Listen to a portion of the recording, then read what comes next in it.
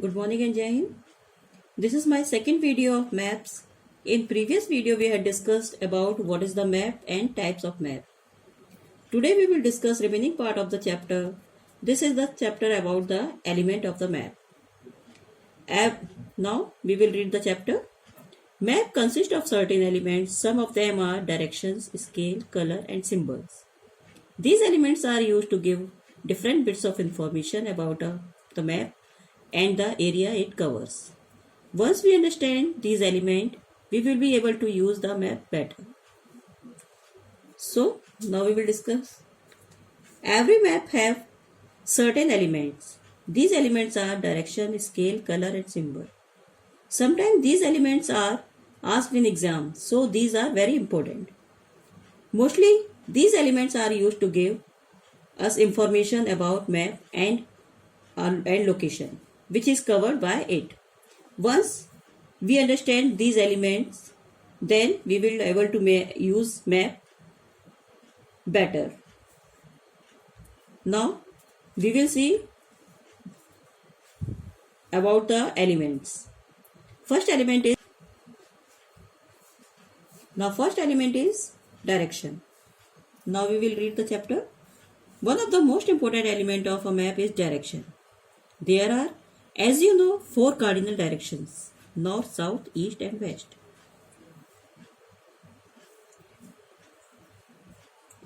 First element is the direction. This is one of the most element.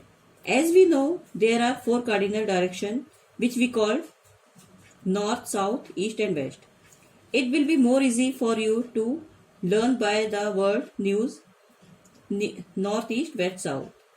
Now read the chapter. Usually map are drawn with north at the top. Most map are indicate north and an arrow marked N. If you know where north lies, it is easy to find the south, east and west. If the north is at the top, then the south is at the bottom. East is right and west to left. Northeast lies between northeast, northwest between northwest, or northeast between south and east, and southwest between south and west. Now we will describe the directions. As you know, usually maps are drawn with the north. Most maps indicate north with the N. If you know where is the north lies, then it is easy to find the south and east and west. If the north is at the top, south is at the bottom, and east is the right and west is the left. Northeast lies between the north and east, and northwest lies between the north and west, and southeast lies between the south and east, and southwest lies between the south and west. Now another element is scale. A map rarely shows the actual distance between places. Distances are shrunk so that area being mapped can be fitted on a piece of paper, so that the cartographer can fit the area on a piece of a paper. To be able to do this accurately, maps are drawn to the scale. For showing every area accurately, they use a scale. The scale of a map is the ratio between distance shown on the map and the actual distance on the ground. The scale of the map is the ratio between the distance shown on the map and the actual distance on the ground. For example, the actual distance between two cities may be 100 km, but on the map it may be shown as 1 centimeter. Then the scale of the map is 1 centimeter is equal to 100 km. On such a map, an actual distance of 5 km will be shown as the 5 centimeter, and a distance of 50 km as the half centimeter. For example, the actual distance between two cities may be 100 km, but on the map it may be shown as 1 centimeter. Then the scale will be 1 centimeter is equal to 100 km. Just like it 600 km is equal to 6 centimeter, and the 50 km will be the half centimeter. The scale of the map is often shown as a line with distance marked on it, that 1 centimeter is equal to 100 kilometer is shown here in this way. This is we called linear scale. Linear scale. What is the linear scale? Each division in a bar is 1 centimeter and indicate 100 kilometer on the ground. Now we will understand by this scale. This is the 1 centimeter is equal to 100 kilometer, and 2 centimeter is the 200 kilometer, and 3 centimeter is the 300 kilometer, and 4 centimeter is the 400 kilometer, and 5 centimeter is the 500 kilometer. Is equal to 500 kilometer is shown by 5 centimeter. Now did you know? To understand the symbol and the color used in the map, most maps have a legend or a key. This is the key. This is the key which describes the map. When we know about the key and legend, we can explain the map very easily. The legend explains what each symbol used stand for. It also explains what the color represent. The legend is literally the key to the map. It unlocks the secret of the map. Look at the map on the world given here and use the key to understand the map. This is the green color, dark green color. It means this shows hot and very hot and wet area. And light green, hot and wet area. And light green shows warm and wet. Pink color Mediterranean, and red color very hot and dry. Blue color shows the cool and wet, and yellow color shows the cool and dry, and purple color very cold area. Now this is the key. Another element is the colors.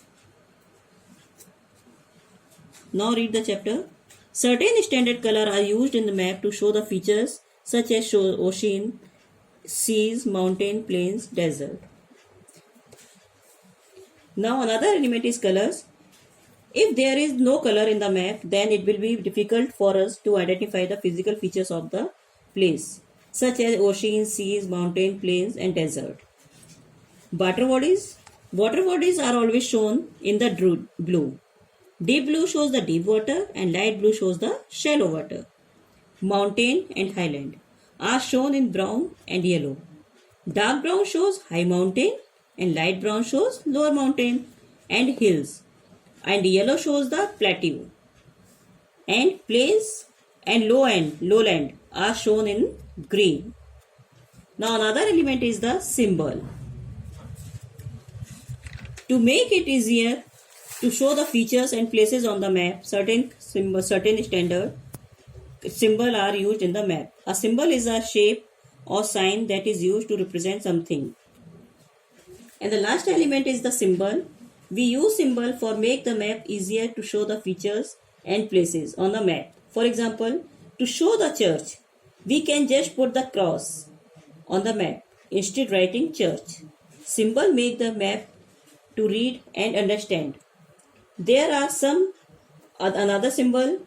When we are familiar with these symbols, map will be more easy to understand and read for us. These symbols represent different features on the map and are not drawn to scale. They are important because symbol can be used to depict features like cities, road, and railway. Now these are another symbols, standard symbol used in the map. First symbol is for the boundary between countries, and this symbol used for the sea route, and this is the symbol used for boundary between state, and this is circle inside dot. This shows the capital of country. This symbol shows the national highway. PO shows the post office, and single line shows the other roads. PS police station, and this symbol shows the railway line, and another symbol is bridge. And this is the last symbol for the river. Now we will discuss I now know. Maps are much more convenient to use than globes. You know very well. Second, different type of maps are drawn to study different things. Means there are so many maps. For read the continent, there another map. For read the crops, there another map. So different types of the map are drawn to study different things. Usually map are drawn with the north at the top. As you know, a map is drawn to a fixed scale. The scale of a map is ratio between distance shown on the map and the actual distance of the ground. Just like this is the map of India. This is the map of India, and here is the scale given. 200 is equal to 1 centimeter. 800 is equal to 4 centimeter. Standard color on the map are used for different features, and standard symbol make understanding of map. Now chapter is complete. I think you understand the very well. And for homework, you have to prepare 10 questions and write it in your revision copy. Thank you.